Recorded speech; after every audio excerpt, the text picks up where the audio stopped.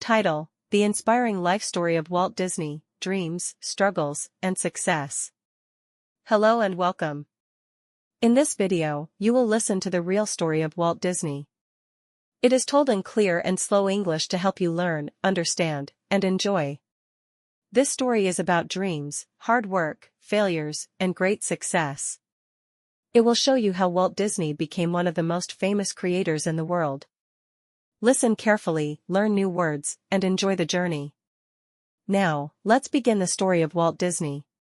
Walt Disney was born on December 5, 1901, in a small house in Chicago, United States. His full name was Walter Elias Disney, but people later called him simply Walt.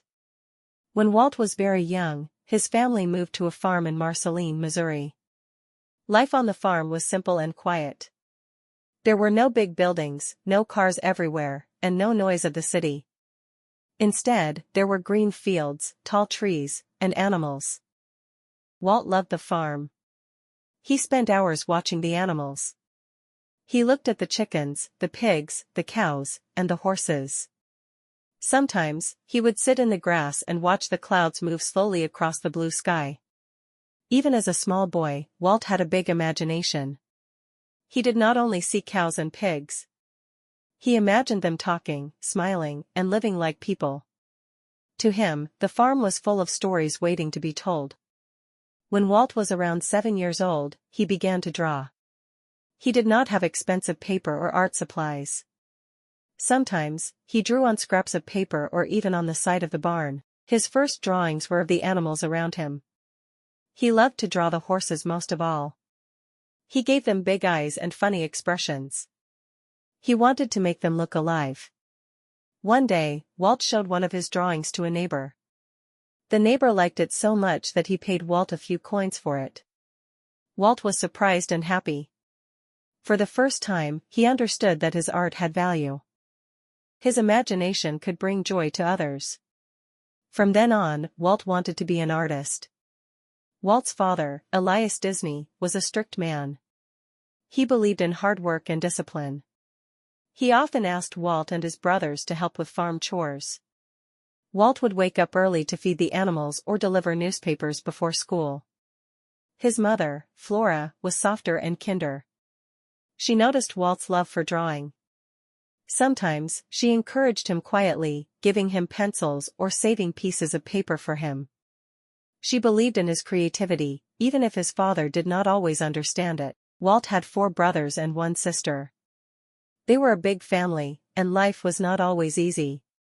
Money was often short, and the family had to move more than once to find better opportunities.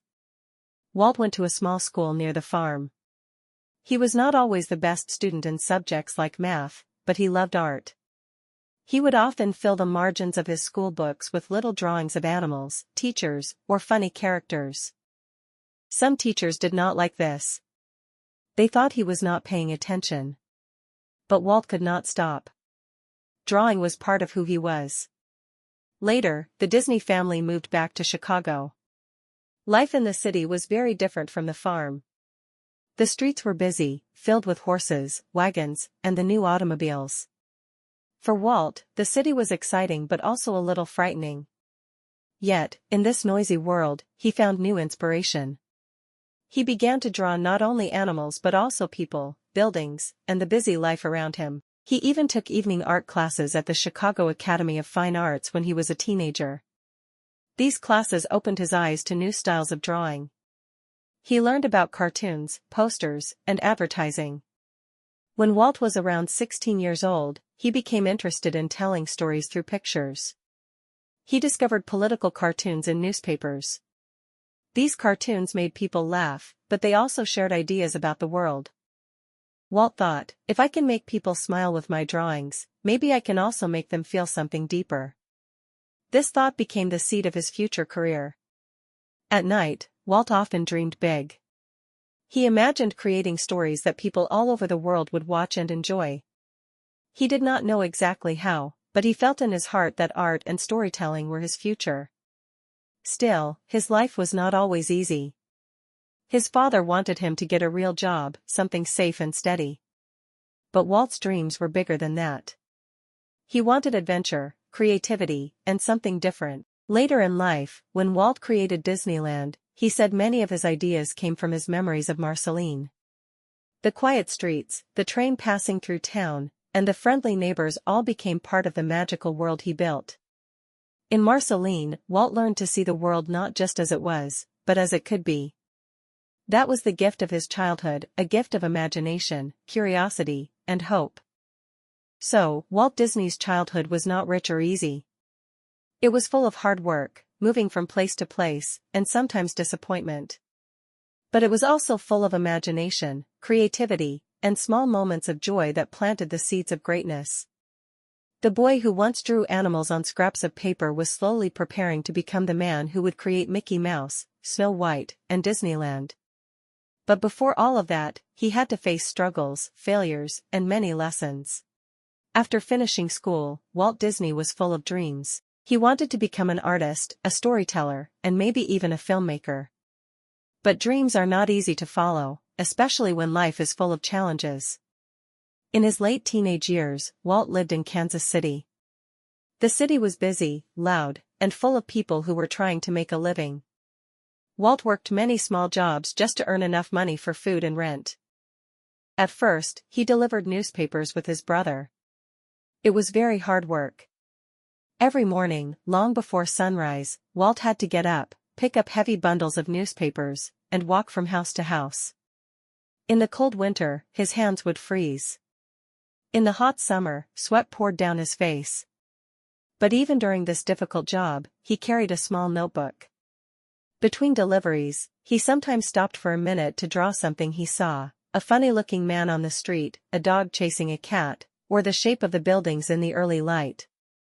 Walt was poor in money but rich in imagination. Walt soon found a job at a small company that made advertisements. There, he learned how to make simple cartoons for newspapers and posters. He discovered something new, moving pictures. Animation was still very young at that time. The idea was simple but magical. You draw many pictures, each one a little different, and when you show them quickly, they look like they are moving. Walt was amazed. To him, it was like giving life to his drawings. A horse could run, a man could smile, and a mouse could dance. He felt that this was his future. He began to practice animation day and night. He borrowed a camera and taught himself how to use it. In his small room, he made little experiments. He used old paper, second-hand film, and cheap pencils. He was poor, but he was full of fire inside. In 1922, Walt Disney started his first real company with some friends. They called it Laugh-O-Gram Studio. The name sounded fun and hopeful. At the studio, Walt and his small team created short animated films based on fairy tales, like Little Red Riding Hood and Cinderella. The films were creative, colorful, and fresh. People who saw them smiled and laughed. For a short time, Walt felt like his dream was coming true. He had his own company, his own team, and his own ideas. But soon, problems began. The studio did not make enough money. They created beautiful cartoons, but not enough people paid to watch them. Business was difficult, and Walt was not good at handling money.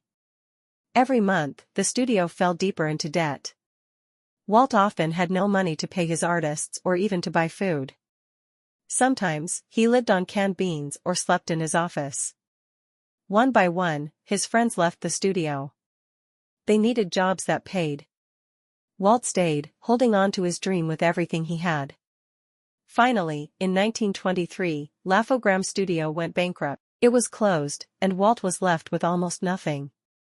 He had no money, no studio, and no team. For a young man full of hope, this was heartbreaking. Walt felt like he had lost everything. Many people around him said, "It's time to give up. Find a normal job. Stop chasing silly dreams." But inside, Walt refused to give up. He believed that failure was not the end, but a lesson. He thought, "I have learned what does not work. Now I must try again, in a new way." With only $40 in his pocket and a suitcase full of drawings, Walt bought a train ticket to California. He had heard that Hollywood was the new place for movies. On that train, sitting alone, Walt looked out of the window at the wide American landscape. He saw mountains, rivers, and endless fields. He felt a mix of fear and hope. He thought, I have nothing to lose. If I fail again, at least I will fail while chasing my dream. That courage gave him strength.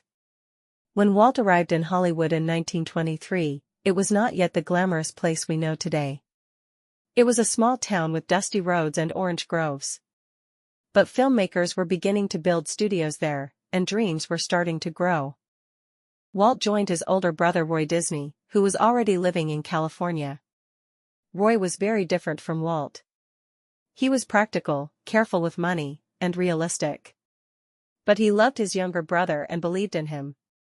Together, they started a new company, Disney Brothers Studio. This time, Walt had both his creativity and Roy's business sense. It was the beginning of something big. In Hollywood, Walt created a new character called Oswald the Lucky Rabbit. Oswald was funny, clever, and full of life. Audiences loved him, and soon Walt's studio had success. For the first time, Walt felt that his hard work was paying off. His studio was growing, and people recognized his talent. But then came another blow. In 1928, Walt discovered that he did not own the rights to Oswald. The company that distributed his films took Oswald away from him. To make things worse, many of his own animators left him and went to work for that company. It was like losing Laugh-O-Gram all over again. Once again, Walt was left with nothing. But this time, he was not alone. His brother Roy was still with him. His wife, Lillian, stood by his side. Walt felt the pain deeply, but he refused to let it destroy him. He said to himself, I will not give up. If I lose Oswald, I will create something better. It was in this dark and difficult moment that Walt Disney's most famous creation was born, but that part of the story belongs to the next chapter. So, in his early career, Walt Disney faced failure after failure. He lost his first studio. He went hungry. He was betrayed by business partners. Yet through all of this, he never stopped dreaming, and he never stopped creating. The boy who once drew on scraps of paper was now a man who believed that no matter how many times you fall, you can always stand up again. And out of this struggle, the world was about to meet a small mouse with big ears, a mouse that would change everything. Walt Disney sat quietly in a train carriage in 1928. He had just lost Oswald the Lucky Rabbit, the character that had brought him his first taste of success. Even worse, many of his animators had left him for another company. He was tired, worried, and disappointed. His studio had worked so hard, and now it felt as if everything had been taken away. But Walt was not a man to give up. As the train moved across the country, an idea came into his mind, an idea that would change his life forever. Walt thought about creating a new character, one that was fun, playful, and full of life. He imagined a little animal that was small but brave, simple but smart, poor but full of spirit. He remembered how, back in the Laugh-O-Gram days, there had often been mice running around his old studio. Most people hated them, but Walt had found them funny and charming. What if I create a mouse character, he thought. At first, he wanted to call him Mortimer Mouse. But when he told his wife, Lillian, she shook her head. Mortimer sounds too serious, she said. Why not something cuter? Something friendlier? And so, Mickey Mouse was born. Walt quickly shared the idea with his team. His best animator, Ub Iwerks, helped him design Mickey. The character had big round ears, simple shapes, and bright eyes. Ub drew hundreds of sketches until Mickey looked perfect. The little mouse was not only cute but also full of personality. He was mischievous, funny, and optimistic, just like Walt himself. Now they needed to make a film. Walt, Ub, and a small group of loyal animators worked day and night to bring Mickey to life. Their first two Mickey cartoons, Plain Crazy and The Galloping Gaucho, were creative, but they didn't get much attention. Then Walt had another idea. He wanted to make a cartoon with sound. At that time, most cartoons were silent, with only music played in the cinema. Walt dreamed of giving Mickey his own voice, his own laugh, and his own personality through sound. In November 1928, Walt released a new cartoon called Steamboat Willie. It was the first Mickey Mouse film with synchronized sound. In the cartoon, Mickey was shown driving a steamboat, whistling a cheerful tune. He played music with pots, pans, and even animals. The sound and animation matched perfectly, creating something the world had never seen before. Audiences loved it. They laughed, clapped, and asked for more. Steamboat Willie was an instant success. Mickey Mouse became a star almost overnight. At first, nobody knew what Mickey should sound like. Walt listened to different actors, but he wasn't satisfied. Finally, he decided to do it himself. Walt Disney became the original voice of Mickey Mouse. With a cheerful, high-pitched tone, he gave Mickey life. Every time Mickey laughed or said, "hot dog," it was Walt's own voice. This made Mickey even more special, because he carried a piece of Walt's heart and spirit. By the early 1930s, Mickey Mouse was everywhere. He was on the big screen, in newspapers, and on merchandise like watches, toys, and school supplies. For many people, Mickey was more than just a cartoon. He was a symbol of hope and happiness during difficult times. The world was facing the Great Depression, a period when millions of people had no jobs and very little money. Life was hard, but Mickey brought laughter and smiles. Children loved him because he was playful and funny. Adults loved him because he was brave and cheerful, even when life was tough. After Mickey's success, Walt did not stop. He created more characters to join Mickey's world: Minnie Mouse, Mickey's kind and caring partner; Donald Duck, with his funny voice and quick temper; Goofy, silly but lovable; Pluto, Mickey's loyal dog. Each character had a unique personality, and together they created a magical universe. Audiences could not get enough. But success also brought challenges. Walt worked tirelessly, sometimes sleeping in his office. He wanted every cartoon to be better than the last one. His team admired his vision but sometimes struggled with his perfectionism. Money was always a problem, too. Even though Mickey was popular, making animation was expensive. Walt took risks, spending more money than many thought was wise, but in his heart, he believed that if you gave people quality, they would always come back for more. Mickey Mouse gave Walt Disney the foundation he needed. But Walt was not satisfied with just short cartoons. He wanted to do something no one had ever done before: create a full-length animated movie. Most people laughed at the idea. A cartoon that is over an hour long? Nobody will sit and watch that, they said. Some even called it Disney's folly, meaning Disney's big foolish mistake. But Walt did not listen to them. He believed in the power of storytelling. He believed that animation could make people cry, laugh, and dream, not just for a few minutes, but for a whole movie. So, from the sadness of losing Oswald, Walt Disney created Mickey Mouse, a character that changed his life and the history of entertainment forever. Mickey was not just a cartoon. He was a friend, a symbol of hope, and the beginning of something much bigger. And soon, Walt was about to take the biggest risk of his career, creating the first animated feature film. That risk would either destroy everything he had built, or take him to even greater heights. By the early 1930s, Walt Disney was no longer just a struggling artist. With Mickey Mouse, he had become a famous name in the world of entertainment. Children laughed at Mickey's adventures. Adults smiled at his cheerful spirit. The Disney studio was growing, but Walt's imagination was growing even faster. One evening, Walt called his team together. They sat in a small studio room, pencils and coffee cups scattered around the table. Walt's eyes were shining with excitement. "I want to make a full-length animated movie," he said. The room fell silent. His animators looked at each other, surprised. At that time, cartoons were short films, usually no longer than 10 minutes. Nobody had ever tried to make an animated movie over an hour long. Many people thought the idea was crazy. Critics laughed and called it Disney's folly. They said, "Nobody will sit through such a long cartoon. The audience's eyes will hurt.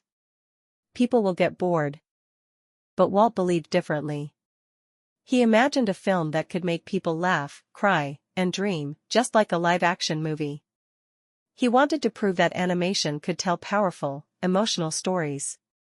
The story he chose was an old fairy tale, Snow White and the Seven Dwarfs. To make this dream real, Walt needed a bigger space. He moved his company to a new studio in Burbank, California. It was a modern building, full of rooms for animators, writers, and musicians. Walt walked through the hallways every day, talking with his team, encouraging them, and sometimes pushing them to do better. He wanted everything to be perfect. The studio was more than a workplace. It was a family of artists who shared Walt's vision. They were young, full of talent, and willing to work long hours for the chance to create something magical. But to make Snow White, ordinary cartoon techniques were not enough.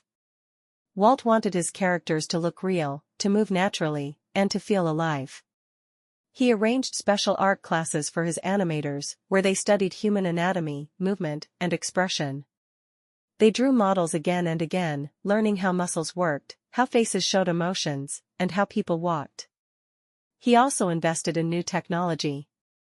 The most famous was the multiplane camera, which allowed animators to create depth by moving several layers of drawings at once. This made backgrounds look rich and three-dimensional, something the world had never seen in animation before. The work on Snow White and the Seven Dwarfs took years. Animators worked day and night, drawing thousands of images by hand. Musicians created songs like "Someday My Prince Will Come" and "Hi-Ho," which would later become classics. The budget grew higher and higher. At first, the film was supposed to cost $250,000, but soon it rose to over $1.5 million, a huge amount at the time. Walt had to borrow money and risk everything he owned. Many people told him to stop, but he refused. He said, "I would rather risk it all than stop halfway." There were moments of doubt. Sometimes the animators felt tired and hopeless. Sometimes the money almost ran out. But Walt kept pushing forward. He told his team, "We are not just making a cartoon. We are making history." Finally, in December 1937, the film was finished. Snow White and the Seven Dwarfs premiered at the Carthay Circle Theater in Los Angeles. The audience was full of Hollywood stars, actors, producers, and critics. At first, many of them expected to laugh at Walt's folly. But as the lights dimmed and the film began, something magical happened. The audience was silent, watching with wide eyes. They laughed when the dwarfs sang and danced. They gasped when the evil queen appeared. And many of them cried when Snow White lay asleep, waiting for true love's kiss. When the movie ended, the theater exploded with applause. People stood up, clapping and cheering for minutes. Walt Disney's folly had become a triumph. Snow White and the Seven Dwarfs was a huge success. It became the highest-grossing sound film at the time, earning millions of dollars worldwide. More importantly, it proved that animation was not just for children or short laughs. It was an art form that could touch the deepest emotions of the human heart. With the success of Snow White, Walt's studio became famous around the world. Disney was no longer just a small company with a funny mouse. It was now a powerful creative force, leading the future of animation. After Snow White, Walt and his team began working on new feature films, Pinocchio, Fantasia, Dumbo, and Bambi. Each one was unique, full of new techniques and bold ideas. Walt always pushed his artists to go further, to try things nobody else dared to try. Sometimes this caused stress. Some animators found his standards too high. But many admired him deeply, because he believed in excellence and imagination above all. Yet success did not mean everything was easy. Big dreams also brought big problems. The costs of films were enormous, and not every movie made money. Some projects failed at the box office. And soon, the world itself would face a storm. The 1940s brought war, economic hardship, and many difficulties for the Disney studio. But for now, in the late 1930s, Walt Disney stood at the top of his success. He had proven everyone wrong. He had turned a dream into reality. And he had shown the world that a simple cartoon could become a masterpiece. So, from the little mouse who whistled on a steamboat, Walt Disney built a studio, a family of artists, and a dream that the world thought impossible. Snow White and the Seven Dwarfs was not just a film. It was a declaration of courage, imagination, and the power of believing in yourself. But the story of Walt Disney was far from over. In the next chapter, we will see how hard times, war, debt, and personal struggles tested him once again. The late 1930s had ended with a shining success. Snow White and the Seven Dwarfs had made Walt Disney a world-famous filmmaker. His studio was growing, his team was larger than ever, and new films were already in production. But as the 1940s began, storm clouds appeared on the horizon. Life was about to test Walt Disney once again. After Snow White, Walt wanted to push animation even further. He and his team worked on Pinocchio and Fantasia. Pinocchio was a beautiful story of a wooden puppet who wanted to become a real boy. The film was full of rich details, expressive characters, and stunning animation. Fantasia was even more daring. It was not a traditional story but a series of animated pieces set to classical music. It was an artistic experiment, full of color, sound, and imagination. Both films were masterpieces of creativity. But there was a problem. They were also very expensive. When Pinocchio and Fantasia were released in 1940, the world was already in crisis. World War II had started in Europe, and many international markets closed. This meant fewer people could see the films, and less money came in. Instead of profits, the studio faced heavy losses. Walt's dream of creating art was clashing with the harsh reality of business. The financial pressure also created tension inside the studio. Some animators felt they were not paid fairly for their long hours of hard work. In 1941, a strike broke out at the Disney studio. For Walt, this was painful. He saw his artists not only as workers but also as part of his creative family. To see them walking outside with protest signs broke his heart. He felt betrayed, though in truth, many of them simply wanted better conditions. The strike lasted several weeks and damaged relationships inside the studio. Even when it ended, things were never quite the same. Walt realized that leading a company was not only about imagination, it was also about people, money, and responsibility. Then came World War II for America. After the attack on Pearl Harbor in 1941, the United States joined the war. The Disney studio was suddenly pulled into a very different kind of work. Instead of making fairy tales, Walt's animators were asked to make training films and propaganda for the U.S. government. The studio produced movies that taught soldiers how to use equipment, explained military strategies, or encouraged citizens to support the war. Mickey Mouse, Donald Duck, and other Disney characters appeared in some of these films, helping to spread messages of hope and patriotism. While this work kept the studio alive, it was not the creative storytelling Walt loved. He missed making films that inspired dreams. But the war left little choice. During these years, Walt also faced personal struggles.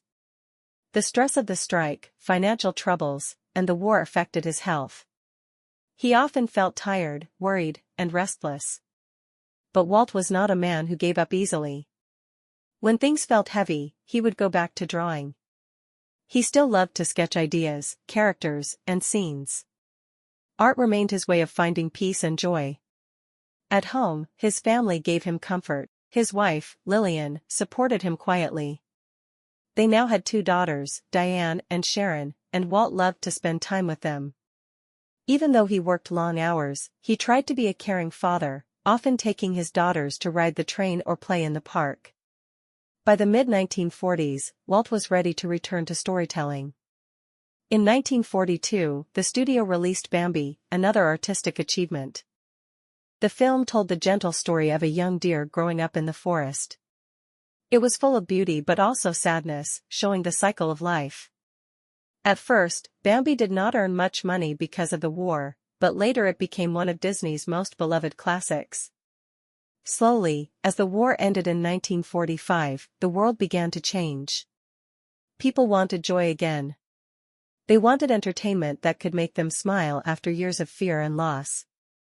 Walt saw this as a chance to rebuild his dream. The post-war years were not easy, but the Disney studio survived. Walt and Roy worked hard to manage the business side. They re-released Snow White and other earlier films, which helped bring in money. At the same time, they experimented with new kinds of movies, mixing live action and animation, such as Song of the South. They also created packages of shorter films, like Make Mine Music and Fun and Fancy Free. Little by little, the studio recovered. It was not the great explosion of success like Snow White, but it was enough to keep the dream alive. Even during the hardest times, Walt's imagination never rested. He was always thinking of the next idea, the next experiment, the next story to tell. Sometimes he would walk around the studio late at night, peeking into the rooms where his animators worked. He would share new ideas or encourage them not to give up. Other times, he would gather his team in the screening room to watch rough sketches and test films. He always wanted to push animation forward, no matter how difficult the times were. The 1940s were not the easiest years for Walt Disney. He faced strikes, financial losses, and the heavy shadow of war. Yet he also showed resilience, courage, and the ability to adapt. Even when his dreams seemed far away, he found a way to keep going. He kept creating, kept believing, and kept looking toward the future. These hard times tested him, but they also prepared him for something even bigger. Out of struggle came new vision, a dream not only of films but of a place where families could step into a world of imagination. And that dream would soon become Disneyland. The war was over, and the world was changing. By the late 1940s and early 1950s, the Disney studio was stable again. New films like Cinderella, Alice in Wonderland, and Peter Pan brought back the magic that audiences loved. But Walt Disney was not a man who stayed satisfied for long. While his studio continued to grow, his imagination was reaching beyond the movie screen. He had a new dream, something bigger than a film, bigger than a character. Walt loved to spend time with his daughters, Diane and Sharon. On weekends, he often took them to small amusement parks in Los Angeles. But while he watched his girls ride carousels and play games, he noticed something. The parks were often dirty, noisy, and not very safe. Parents sat on benches while their children had fun, but there was little for families to do together. Walt thought to himself, there should be a place where parents and children can have fun together. A clean, beautiful place filled with stories, imagination, and happiness.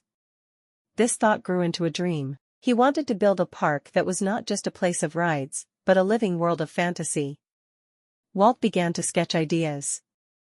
He imagined streets that looked like small American towns, castles that rose into the sky, and lands where fairy tales and adventure came alive. He called it Disneyland. At first, many people thought he was crazy. Building such a park would cost millions of dollars. It had never been done before. Amusement parks were usually cheap and simple, not the magical place Walt was describing. Even his brother Roy was worried. Roy asked, "Where will we get the money?" But Walt was determined. He told Roy, "We'll find a way." Walt needed money, and he needed partners. He came up with a bold idea: television. In the early 1950s, TV was becoming popular in American homes. Walt offered a deal to the new television network ABC. He said, "I will create a weekly TV show if you help fund Disneyland." ABC agreed.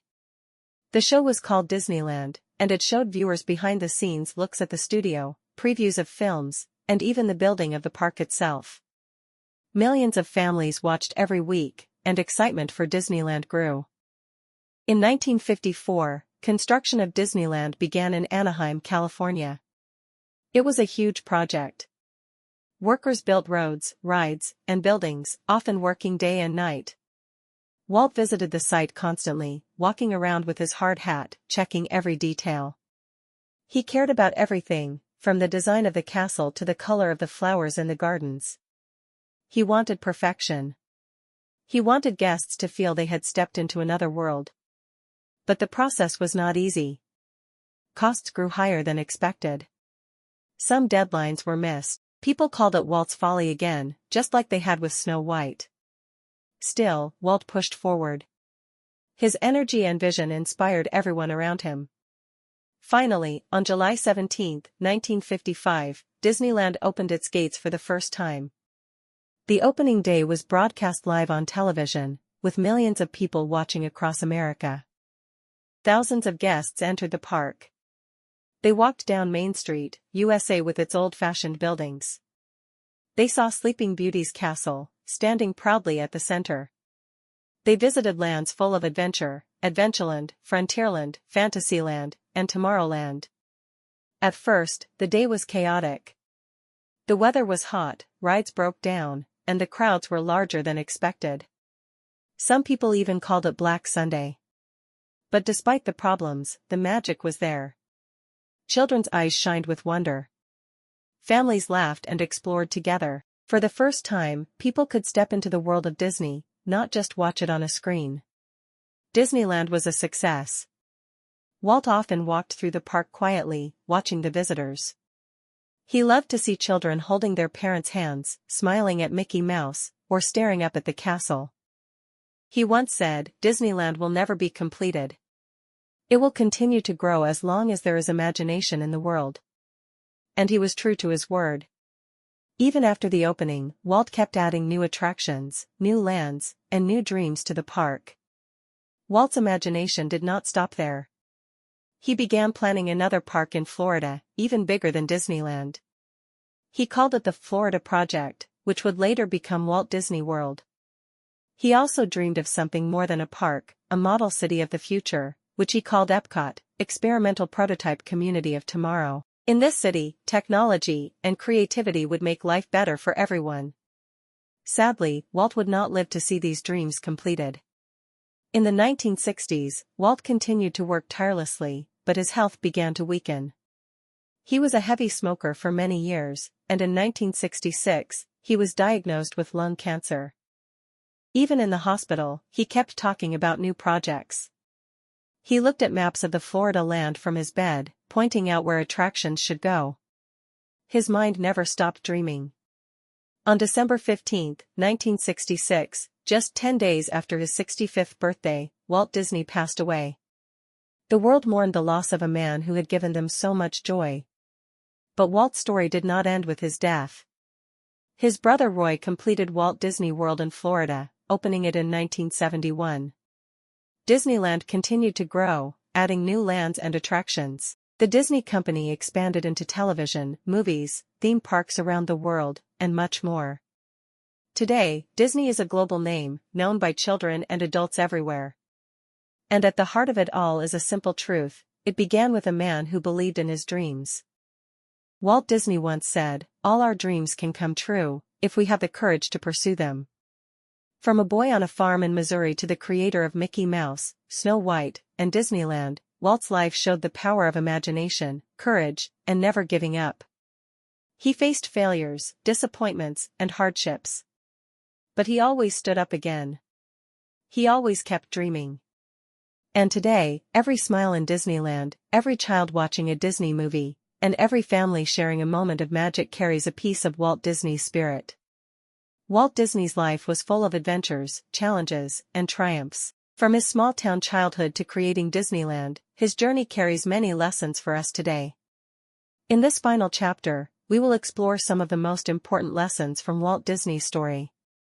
When Walt wanted to make Snow White, many people called it Disney's folly. They believed an animated feature film would fail. But Walt believed in his dream. He worked day and night until it became a reality. The lesson is simple: never let others decide the size of your dream. People may laugh, doubt, or criticize, but if you believe in your vision, you must keep going. In life, many voices will try to stop you. But Walt shows us that one strong belief can change the world.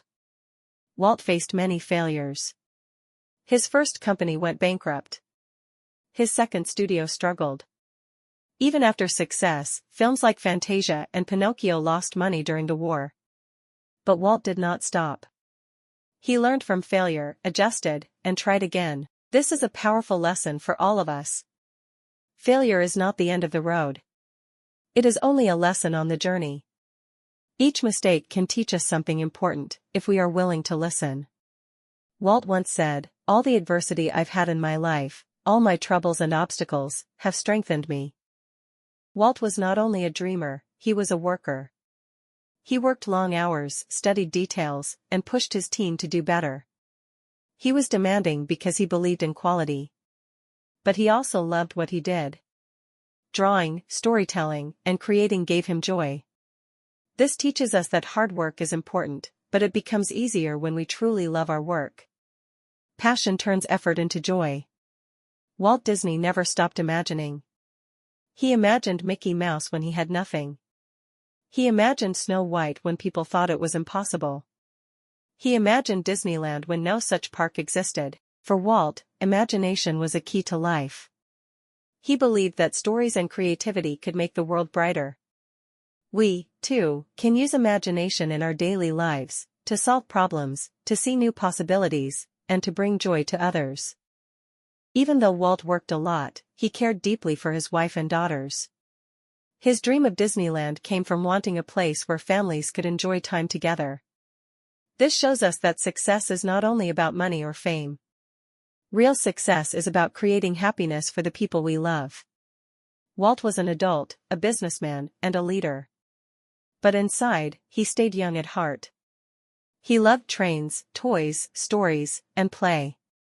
He believed in the magic of childhood. This is why people connected with his work. He reminded them of wonder, hope, and innocence. His lesson for us is to never lose our inner child. No matter how old we are, we can still laugh, imagine, and dream. Walt did not live forever, but his ideas did.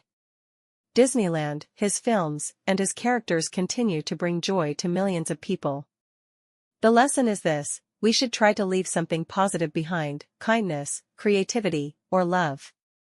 It does not need to be as big as Disneyland. Even a smile, a kind word, or a small act of love can live on in others. Walt's life also teaches us useful everyday expressions: keep moving forward. Don't stop when things are hard. Dream big. Imagine something beyond the ordinary. Never give up. Stay strong, even after failure. Believe in yourself.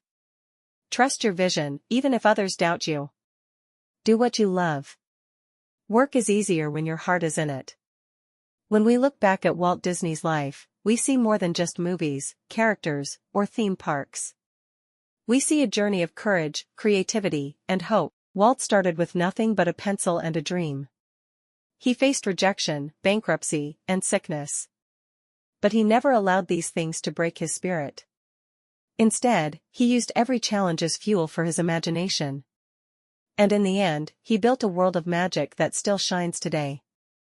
Walt Disney's story is not only about one man. It is a story about all of us. It reminds us that we have the power to dream, to imagine, and to create a better tomorrow. As Walt himself said, the way to get started is to quit talking and begin doing. So let us carry these lessons into our own lives. Let us dream big, work hard, and believe that even the impossible can come true. Thank you for listening to the story of Walt Disney. We learned about his dreams, his struggles, and his great success. Walt Disney's life teaches us that imagination, courage, and hard work can change the world. He showed us that no dream is too big if we believe in it. I hope this story helped you improve your English listening and gave you new words and expressions. And I hope it also inspired you to follow your own dreams. If you enjoyed this story, please like, share, and subscribe for more English learning stories. See you in the next video.